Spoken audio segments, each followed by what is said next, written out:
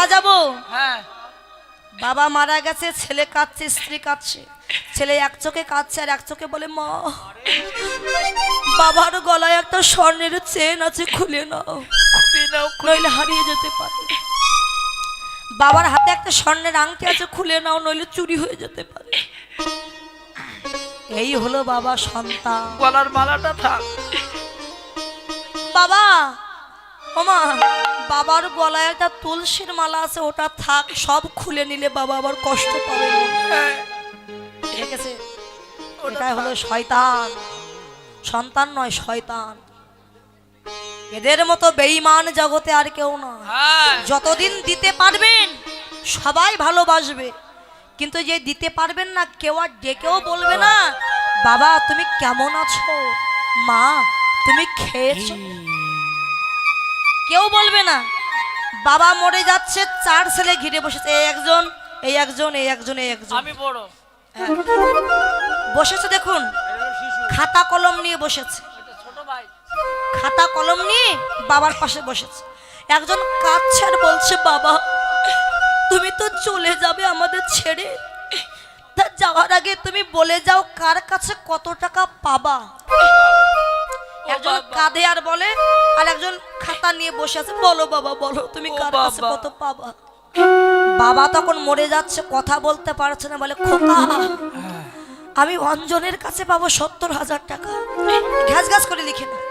তারপর খোকা আমি সুশান্তর কাছে পাবো 40,000 টাকা, হ্যাঁ লিখে নিচ্ছে। বাবা তারপর বলো বাবা বলো। তখন বাবা বলছে, খোকা রে ওই চন্দ্র আমার কাছে 2 লাখ টাকা পাবে। আর যেই বলেছে 2 লাখ টাকা পাবে, তখন ছেলে বলছে, এইবার বাবা ভুল বকছে, আর বেশিক্ষণ থাকবে না, জল নিয়ে আয়, জল নিয়ে আয়। যেই বলে ওর কাছে পাবো, ওর কাছে পাবো, ঘ্যাস ঘ্যাস করে লেখে। যেই বলে অমুক আমার কাছে পাবে 2 লাখ, তখন বলছে এইবার বাবা ভুল বকছে, আর বেশিক্ষণ জল নিয়ে আয়। এটাই হলো শয়তান। তাই মহাপ্রভুর খোল বেজে বলে, বাজে খোল, তুলসীর মালা পরো, তিলক ধারণ করো, জপের মালা নাও, ডোর কপিন পরিধান করে এই সাজে সেজে নাও। আমার মতো বীর জগতে আর কেউ না। সৃষ্টিকর্তা ব্রহ্মা মদনকে সৃষ্টি করেছিলেন। মদন বলল, বাবা আমায় যে সৃষ্টি করলে, তা আমার কর্মটা কি? বাবা সৃষ্টিকর্তা ব্রহ্মা মদনকে 5খানা বান দিল। এটা তোর অস্ত্র বাবা। মদনের যে রূপ, মদনের হাত থেকে কারোর নিস্তার নাই, কামের হাত থেকে 5টা বান দিয়েছে নে।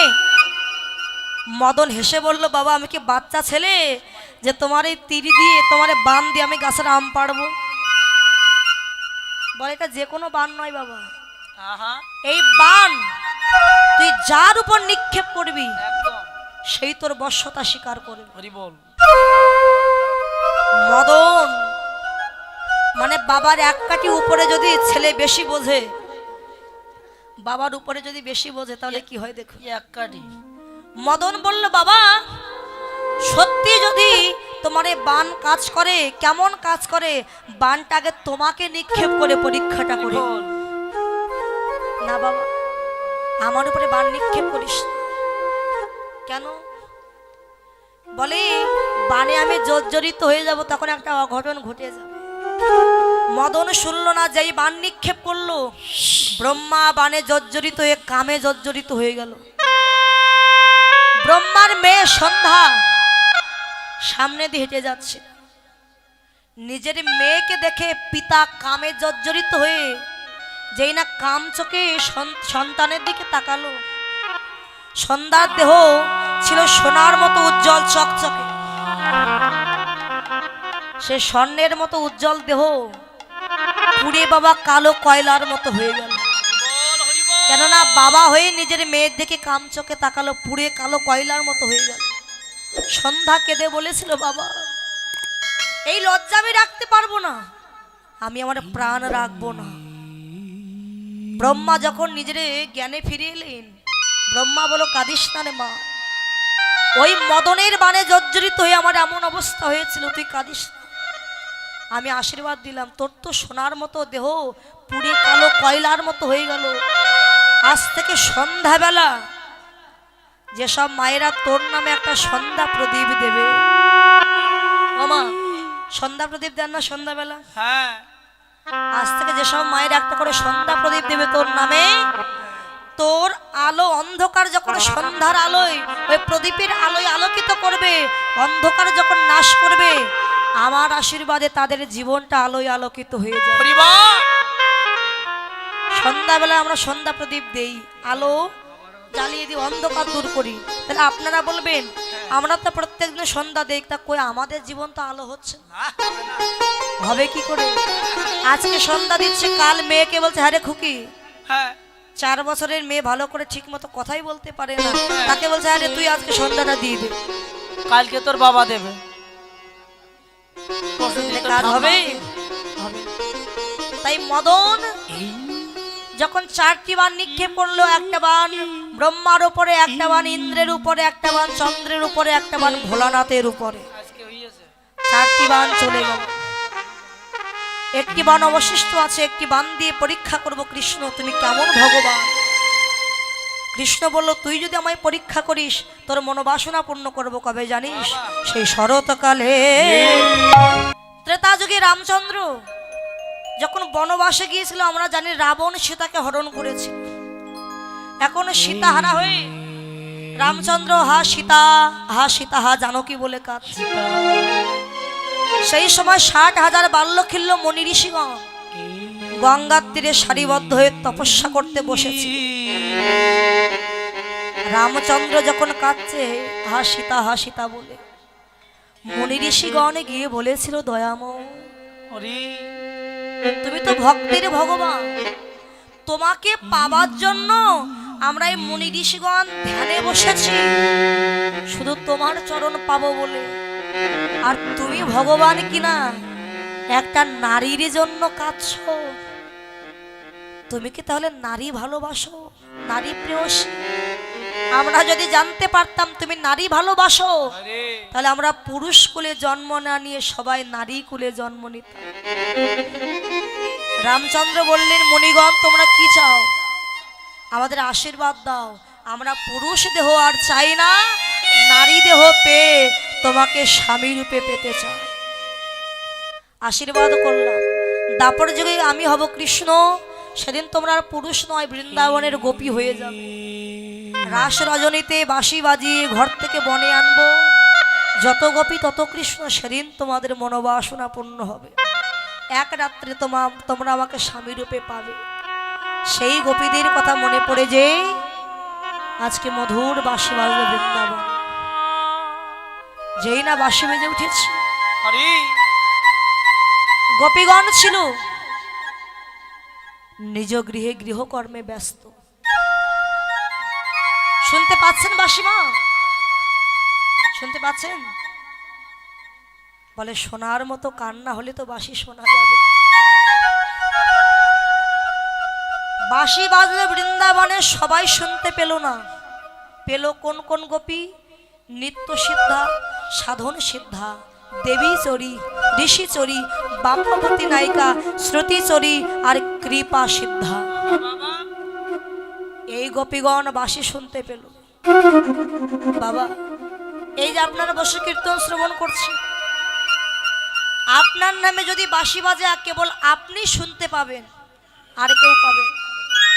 আর বাঁশি শুনেই চলে যেতে হবে। রাধে রাধে। দেখুন গতকাল 5 দনায় কীর্তন করেছিলাম, আপনারা অনেকেই গেছিলেন ওখানে জানেন।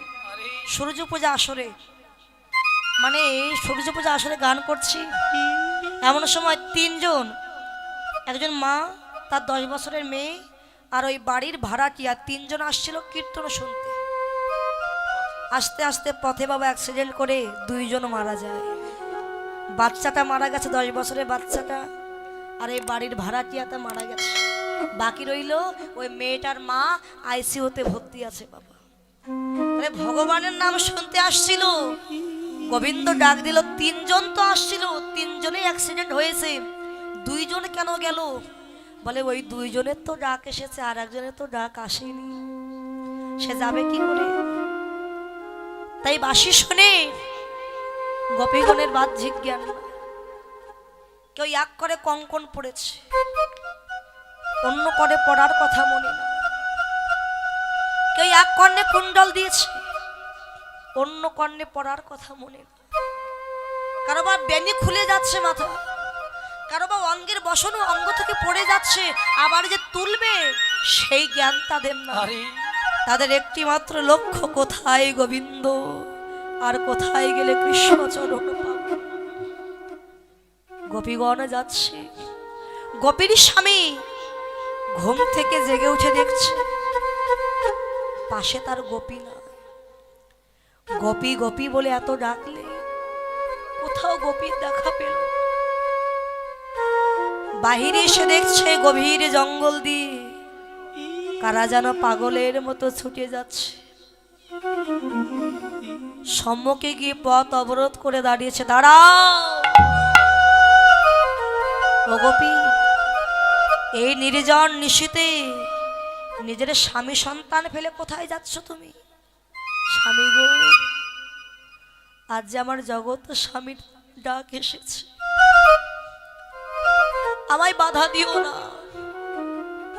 আমার জগৎ স্বামীর কাছে আমায় যেতে হবে। আরে কুলমাজানি কলঙ্কিনী, লজ্জা করে না তোমার? আমি এক স্বামী থাকতে এই নিশীতে পরপতির সঙ্গ করতে যাচ্ছ? স্বামী গো, তুমি কাকে পরপতি বলছো? আমার গোবিন্দকে তুমি পরপতি বলো না, সে যে আমারও পতি, তোমারও পতি, এই জগতের পতি যে আমার শ্রী গোবিন্দ।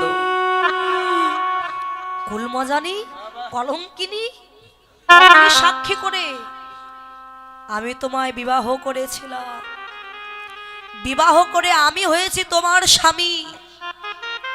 স্বামী, বিবাহ করে দেহের স্বামী হয়েছে তুমি, কিন্তু আমার এই মনটা তো আর তুমি নিতে পারো নি স্বামী। আমি শুধু আজ থেকে নয়, শিশুকাল থেকে এই দেহ মন প্রাণটা আমার গোবিন্দের চরণে আমি অর্পণ করে দিয়েছি। খাওয়াবো আমি, পড়াবো আমি, আর মন দিবি কৃষ্ণ চরণে।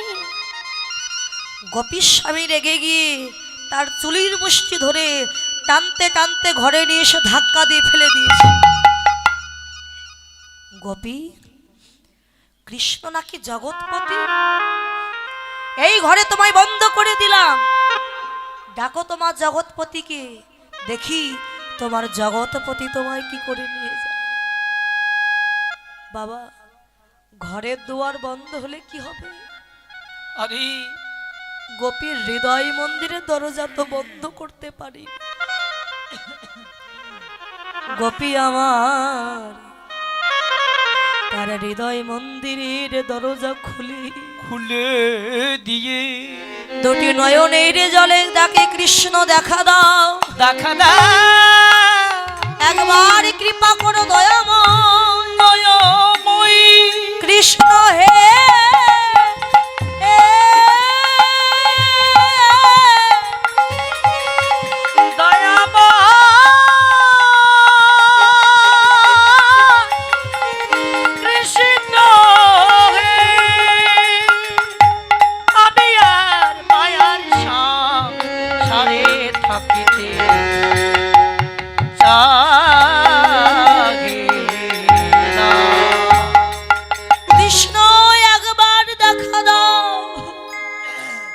যেই না কৃষ্ণ বলে ডাকলো, ভগবানে আমার সব সইতে পারে, কিন্তু কখনো ভক্তের নয়ন জল সইতে পারে না। গোবিন্দ নিজে সে গোপীর দেহ থেকে প্রাণ পাখিটা নিয়ে গোবিন্দ পালিয়েছে, তার শুধু শূন্য খাঁচাটাই পড়ে আছে। গোপীর স্বামী ঘরে বন্ধ করে রাখলো, প্রাণটাই চলে গেল। আরেকটি গোপী নিজের কোলের শিশু সন্তান স্তনপান করাচ্ছে, বাঁশি শুনে কোলের সন্তান ছুঁড়ে ফেলে দিয়ে পাগলের মতো চলে যাচ্ছে কত দূর আমার গোবিন্দ। শিশু সন্তান পশ্চাৎ হতে মায়ের শাড়ির আঁচলটা টেনে ধরে বলে, মা, ও মা, এই নির্জন নিশীতে তুমি আমায় ফেলে কোথায় যাচ্ছ মা? খোকারে, আমার যে জগৎপতির ডাক এসেছে বাবা, আমি চলেছি জগৎপতির কাছে। মা, জগৎপতির কাছে যাচ্ছ মা? তবে আমায়ও নিয়ে চলো, আমিও যাব তোমার জগৎপতির কাছে। খোকারে, যাব বললেই তো যাওয়া যায় না বাবা। যদি জগৎপতির কাছে যেতে চাস, তোর যে কৃপা দরকার, তোর ডাক না আসলে তুই যেতে পারবি না। মা বলে কাঁদিস না বাবা, যদি কাঁদতেই হয় একবার কৃষ্ণ বলে কাঁদে রে বাবা। শিশু সন্তান ধুলাই গড়াগড়ি দিয়ে বলে, মা, আমি যে এখনো শিশু, কি করে তাকে ডাকতে হয় আমি জানি না মা। মা গো, তুমি যে আমায় ছেড়ে চলে যাচ্ছ, বলো এখন আমি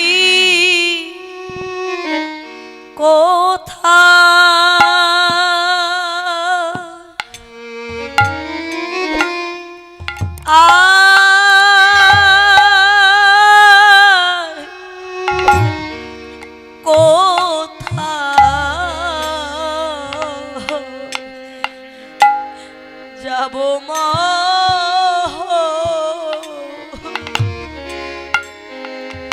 বলো এখন আমি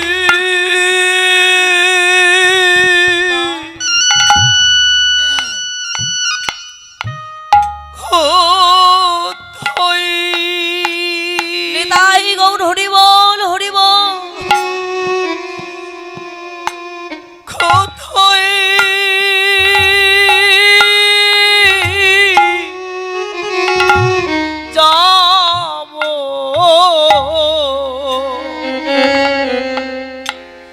যাব মা,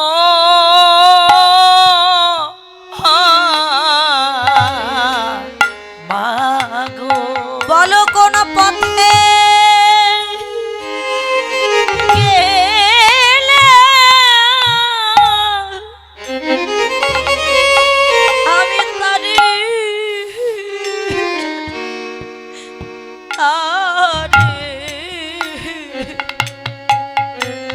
আমি পাবো মা গো। বলো আমি কোন পথে গেলে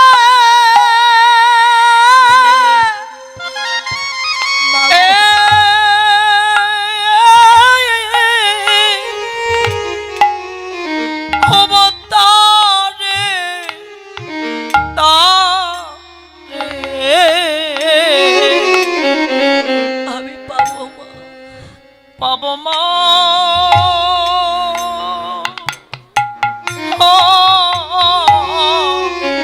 মা, মাগো, তুমি কি জানো না মা, মা হারানো সন্তানের মনে কত দুঃখ, কত দুঃখ, কত কষ্ট, কত বেদনা মা। মা, মা হারানোর ব্যথা সবাই বোঝে না, হায়রে কে বোঝে জানো? জগতে যার হারায়ে গেছে,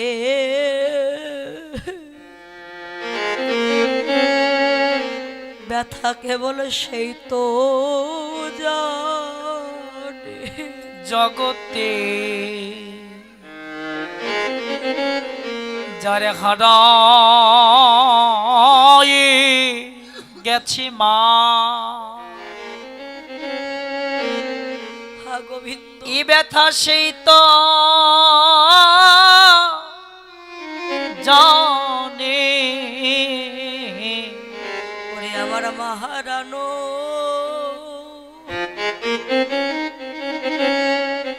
মহারানো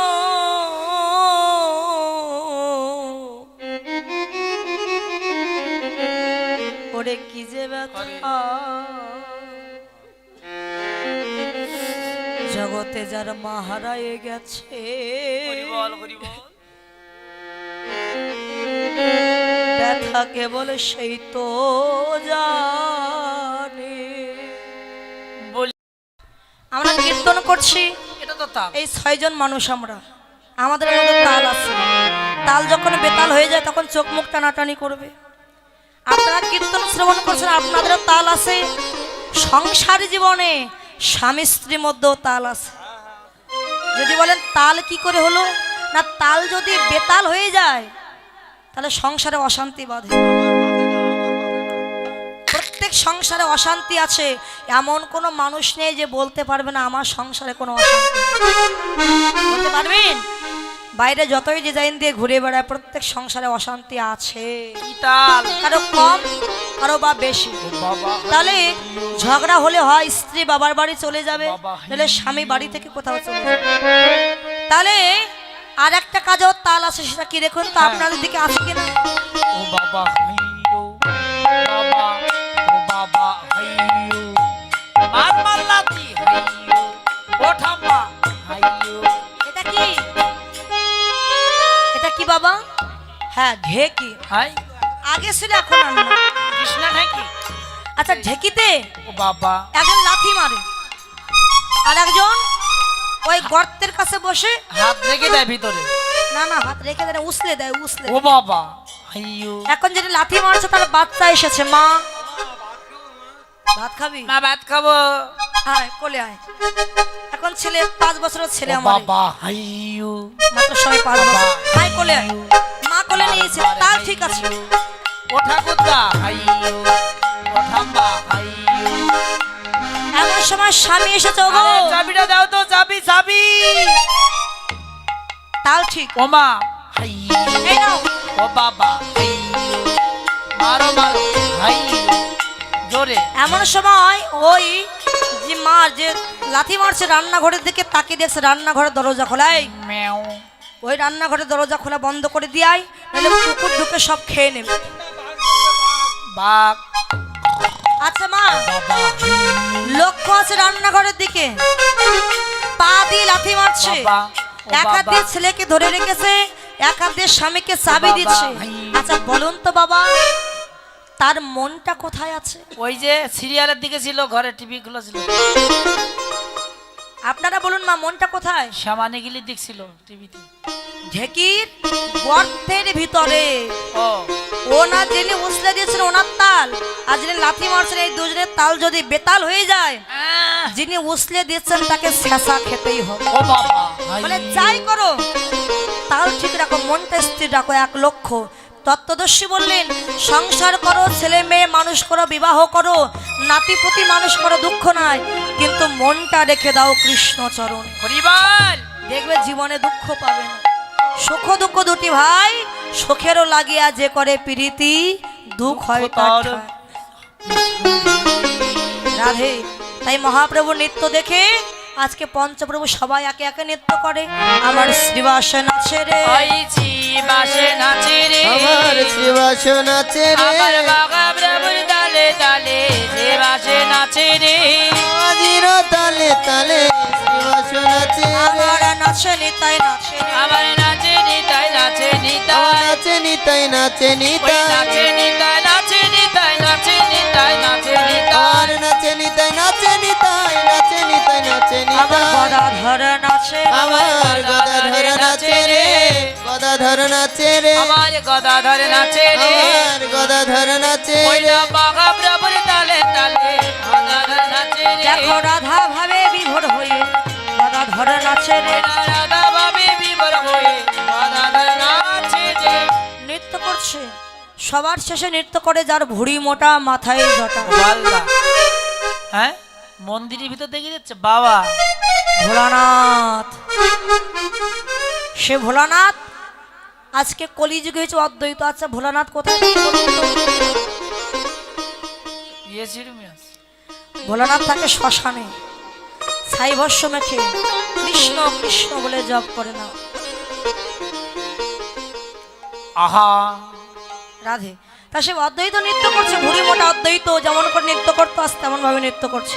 আমার অদ্বৈত নাচে রে, আমার অদ্বৈত নাচে রে, আমার অদ্বৈত নাচে রে, আমার অদ্বৈত নাচে ওই রে, না পাকা দাড়ি মোটা ভুঁড়ি অদ্বৈত নাচে রে, ওই না পাকা দাড়ি মোটা ভরি অদ্বৈত নাচে রে, দুটি বাহু তুলে গেলে অদ্বৈত নাচে করে রে। ববম ববম শব্দ করে অদ্বৈত নাচে।